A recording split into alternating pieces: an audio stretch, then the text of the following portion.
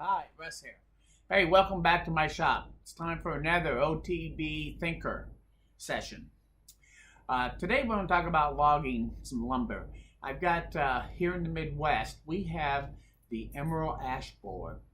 It's attacking all the ash trees in this part of the country, and they're having to be taken down because most of them are actually infested. I have 4 ash trees, 22-inch trunks. So I have a lot of lumber here that's going to come down here this year. I got 2 of them down, and some of the challenges I'm going to have, I've never logged before, so some of the challenges has to do with how I'm going to manage these logs. Well, once I get them up here on my driveway, which is outside my door right here, and once I get them out there, I have to get them up here where I can then stabilize them and then use an Alaskan sawmill to cut them into slabs. That's the plan. Well, one of the quick little things I did in order to move these things around and maneuver them once they're cut, this log right here is 7 foot long, 22 inches in diameter. So it's probably well over 500 pounds.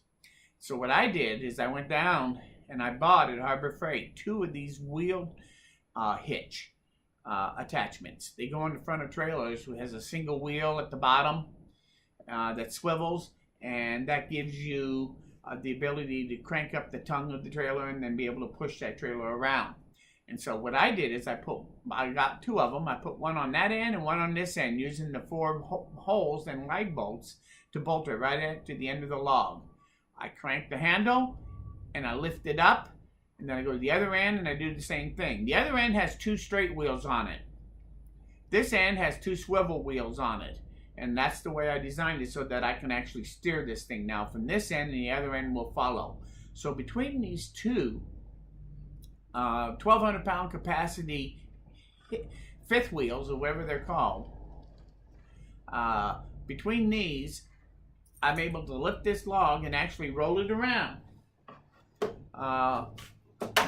So at this point, I actually moved this log up here. It was sitting at the other end of the driveway when I finally rolled it up onto the driveway off of the yard.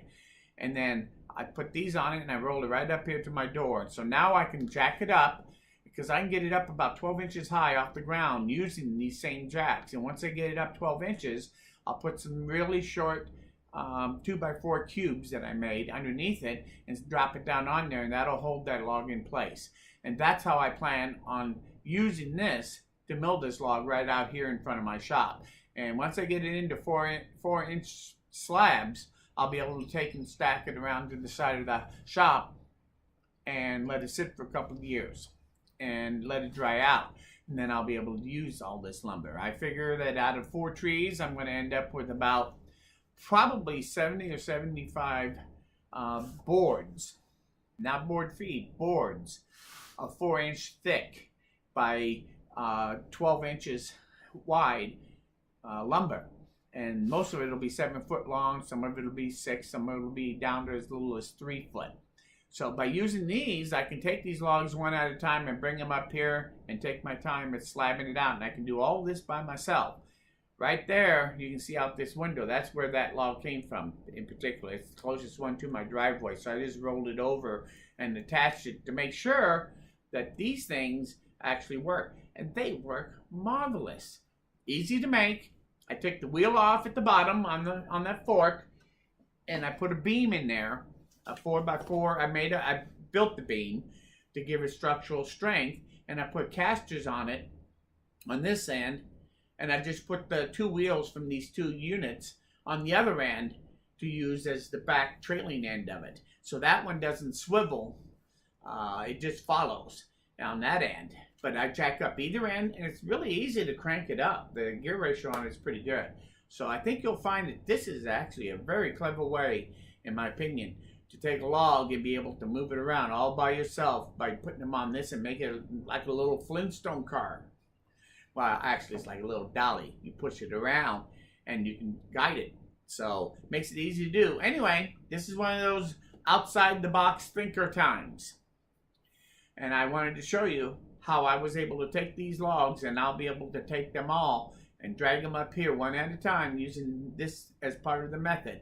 Between rolling and using this dollies, I'll be able to move all my logs to where I need them and be able to manipulate these and use them. So anyway, if you have any questions about how I did this, give me a call. If you get some chance to get some lumber, some big logs, and you want to be able to move them around around your property, this isn't a bad little way of doing it. It's easy to mount it. I use 4 lag bolts to screw it to the thing.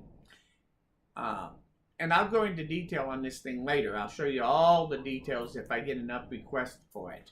And show you how I set it up exactly so that it's strong, sturdy, and I can move probably a 1,000-pound log easily, which some of these are going to be 1,000 pounds easily, I suspect. So keep it in mind. See if it can help you. Hey, and thanks for watching.